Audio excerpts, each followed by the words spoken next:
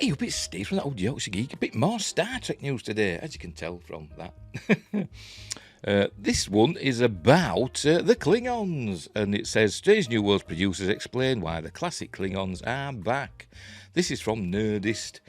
As usual, links in the description down below. And don't forget, like and subscribe, share the videos, drop a comment, hit the notification bell if you're subscribed already. I'm also on Rumble and Spotify and Amazon Music Podcasts and Google Podcasts if you want to listen to me here. I think on Spotify now you can also watch it. And obviously you can watch it on Rumble. My live streams are on YouTube, Rumble and Twitch. And you can also find me on Facebook, Twitter and Instagram. Links for those are in the description, as are links to my 2 books, Mercury Rapids, light-hearted sci-fi action-adventure, and Silent Predator, a short horror novella about big cats doing stuff. Right. They're on Amazon, Kindle and paperback. Give them a whirl, whatever. Right, let's get on with this story, shall we? There we go. Strange New Worlds producers explain why the classic Klingons are back, says Eric Diaz. In the Star Trek Strange New Worlds Season 2 premiere, The Broken Circle, we saw Klingons on the show for the very first time, and much to the happiness of long-time Trekkers, their makeup was very much the design fans have known for most of Trek's last 40 years. Despite Strange New Worlds being a sequel to Discovery, producers Akiva Goldsman and Henry Alonso Myers told Inverse that the new look, Klingon makeup from Discovery, is no more.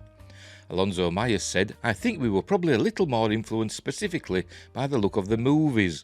Goldsman added, Henry is very polite. I worked on Discovery and I'll just say it's nice to have those Klingons in the rearview mirror. So he didn't like them then, did he? I don't think many people did.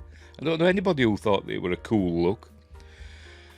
But anyway, but that from Alonso Myers is a very Hollywood reply. It's not a fan reply, it's a producer reply. It's not mentioning canon or anything. It's just the look that they wanted to go for, and that's I think you get a lot in Hollywood. But anyway, here are the Klingons from Strange New Worlds, the premiere of season 2, and yeah, they look more like I said, they do look more like the movie Klingons. I think we get a picture in a moment further down. I wasn't over impressed, to be honest. I want to see the Michael Westmore Klingon foreheads back, the next generation. Berman era Klingons, that's what we want. That's what I want. Anyway, for casual fans who don't know what the Strange New World showrunners are talking about, here's the short version.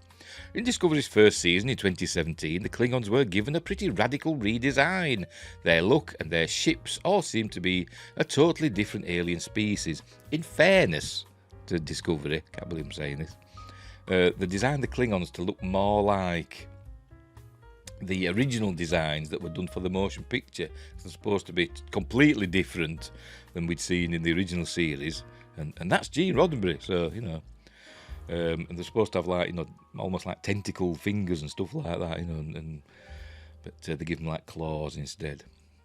Anyway, and given how Discovery was a prequel set 10 years before the original series, it made little sense. Although the events of Discovery's Klingon War get a mention in Strange New Worlds season premiere, the makeup change did not. It seems producers just want us to forget that was a thing that happened. Although it seems that the change came less from fan demand and more from how much more taxing the heavy Discovery makeup was for the actors. And here we see the various Klingons. That's obviously the original series, that's the motion picture, that's obviously Westmore, Michael Westmore Klingons, the Berman era, and there's the Discovery Klingons. And this is the Klingons that we saw in Strange New Worlds Season 2. Of course, long-time Star Trek fans know this is not the first time Klingons have received a radical makeover. In the 60s series, the Klingons made 7 appearances in total. They had no forehead ridges and just looked like humans with some very extreme facial hair. They would like to look like, like Genghis Khan types, I suppose. 10 years later, and with the feature film budget, the highest budget of any movie at the time, the Klingons received the look everyone now knows, with forehead ridges. This Klingon look became iconic. By the way, the Klingon captain in the motion picture played by Mark Lenard, who also played Sarek and the Romulan commander in the original series and the movies, Sarek, and Next Generation. Sarek. This Klingon look became iconic and lasted throughout the next 3 decades of Star Trek films and TV series, although the movie ones did look a little bit different to what we'd see in The Next Generation and Deep Space Nine, etc. Anyway, all until Discovery made a radical change. I mean, they even had the Berman-era Klingons in Enterprise, which, kicked off a lot of fans because they should have technically looked like original series Klingons. But in season 4, they did explain it, how we ended up with the smooth-headed Klingons, which were a really good answer, in my opinion. Right, where were we? Will Strange New Worlds ever bother to explain away the look of the Discovery Klingons? There is precedent for such a thing. As we go.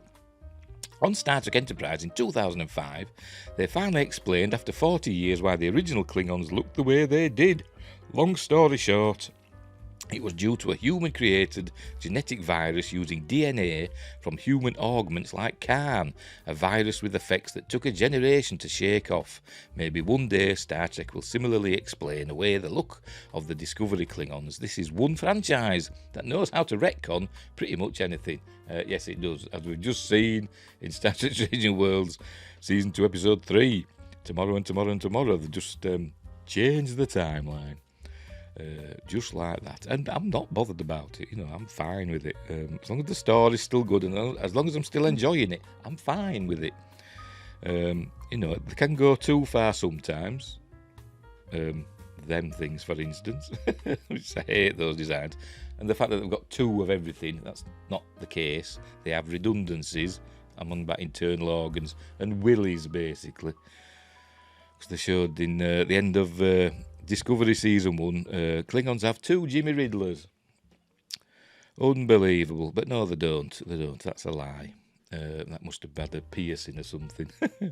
Right, we'll leave that there. So, I just thought I'd share that with you. Right, so thanks for watching. Wherever you are, look after each other. And until next time, I'll say thee.